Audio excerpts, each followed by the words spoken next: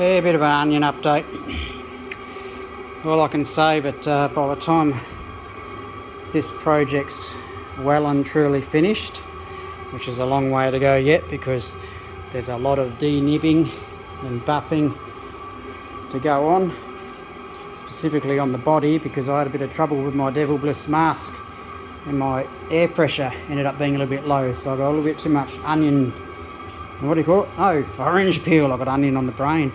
Orange peel for my likes, whereas the boot lid here, I didn't use my Devil Bliss mask, higher pressure, finer drops, much smoother finish straight off the gun without the orange peel. But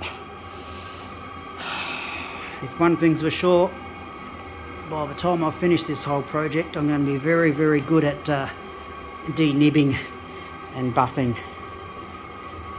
I just can't keep the dust and stuff out of it.